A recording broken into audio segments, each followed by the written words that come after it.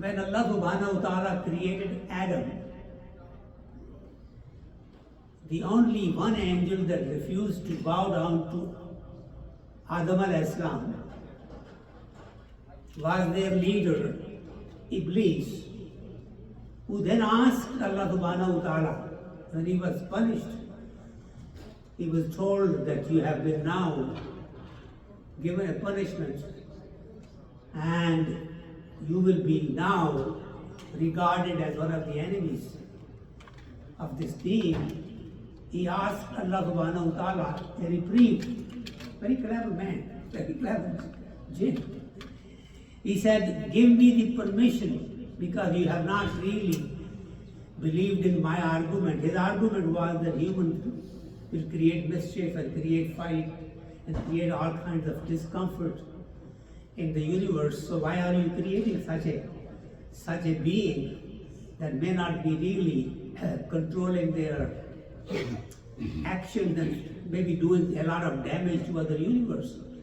Allah subhanahu wa ta'ala told him, I know what you do not know. And then based on the knowledge given to Adam al-Islam, his superiority over all of the creation was established. And then humans were allowed to populate this earth. And Iblis was allowed to misguide them as much as he wants. And those who believe in Allah subhanahu wa ta'ala will not follow Iblis, will not take his bad advice, will not take his kind of mischief that he will put in their hearts. And those that will reject him will find Allah subhanahu wa ta'ala. And the ones that are careless, the ones that do not really think of Allah subhanahu wa ta'ala, ones who have forgotten their creator, they are the ones that will be possible to be misguided. And once they are misguided, they will unknowingly become agents of the devil or agents of Iblis. And there will be many of them.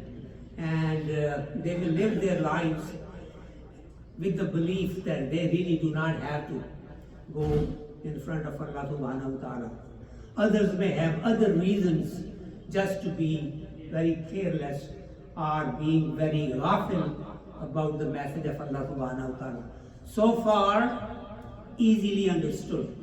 In other words, today, as we are here, we have a choice as human beings to believe in Allah subhanahu wa ta'ala, invite Him to be your guide, feel His presence within you, and every time you do anything that requires some kind of a involvement of other entities, whether that's other people that you interact with, other creations, think of how Allah subhanahu wa ta'ala would want you to take direction. If you feel His presence, the word used in Al-Quran is muttaqi. If you are God conscious all the time, not God fearing necessarily, but God conscious, then Allah subhanahu wa ta'ala is not something that you should be afraid of.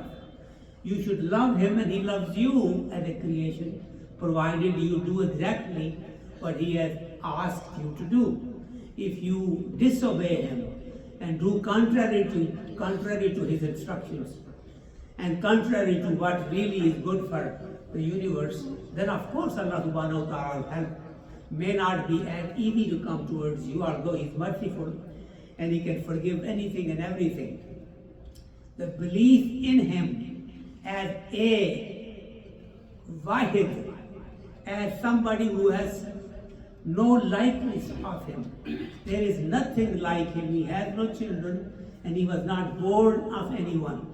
So you have to believe in Him in that kind of a way and then realize that He is with you all the time, He's around you all the time, He is aware of everything you do or even you think. Once you have that kind of belief in Him, then Allah subhanahu wa ta'ala's guidance is with you.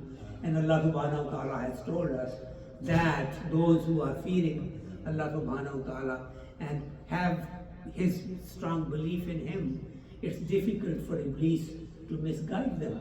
And Allah subhanahu wa ta'ala finds a way to protect us. So, this much is easy. Now, let's talk about how to get closer to Allah subhanahu wa ta'ala. And He has told us the way, get closer to my beloved and I will be closer to you. So in that regard, what we have to do is find ways to come closer to our beloved Prophet. One of the miracles that we can briefly talk about is the miracle of Al-Quran that came to us through our beloved Prophet. And if he was not here, we would not have that guidance from Allah subhanahu wa ta'ala. So Al-Quran is with us as a miracle because of our beloved Prophet. And Allah subhanahu wa ta'ala has given guarantee as a matter of fact, that He is the sole protector. He is the protector of all that is in Al-Quran, of the Al-Quran as it is.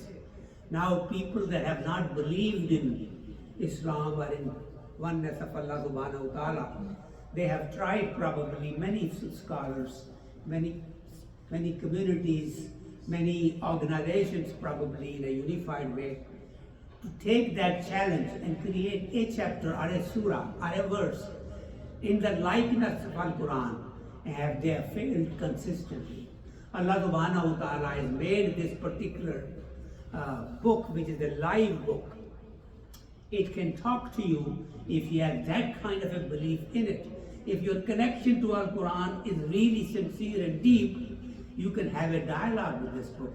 And this book basically guides you wherever. You may think right now that when I want to go home, I want to clarify this thing because this is bothering me. You will open the Quran and you will see the page that pertains to what was on your mind is already open for you. Inadvertently, you went there to open it and suddenly your question is being answered right there on that particular page. That kind of a miracle this book is, if you believe sincerely and if you have a pure heart. To develop all of that, of course, takes time, but then Allah subhanahu wa ta'ala is most forgiving and most kind, and once you sincerely make that intention, it becomes possible for anybody, for everybody. So think of this as a blessing from Allah subhanahu wa ta'ala, that you are in the month of Rabiul Awwal, you are right now in the house of Allah subhanahu wa ta'ala, and you know that you have Al-Quran available to you, and if you don't have one, we can give you a copy from here.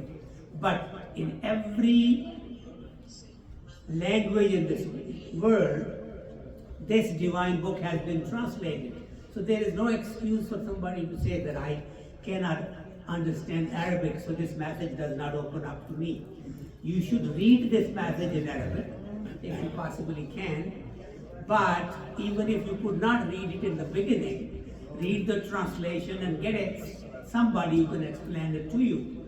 This book is not just for reading. This is not a data book. I want to make that point. This is not some data that you keep. No, this is much more than that. This actually is wisdom. This actually gets into your brain and opens things up to you, much more than the words that can explain. So once you start to connect yourself with this divine message, it opens up and gives you all the instructions that you need to lead a good life. Now, for the next few minutes, I'll dwell on the competitive force that is going around to take us away from Allah subhanahu wa ta'ala. That is Iblis and his followers in today's time. Allama Iqbal, in his poetry, good 90 years ago, really mentioned it beautifully. He had a long poem in which he describes the assembly of Iblis and his followers. They sit there, 6, 7 of them, and Iblis is telling them how best to misguide humanity.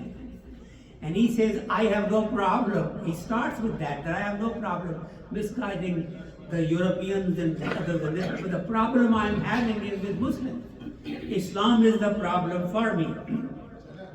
कहता देख लेंगे अपनी आंखों से तमाशा shark व गर्ब व shark मैंने जब गरमा दिया अक़वाम यूरोप का लहू क्या इमामाने सियासत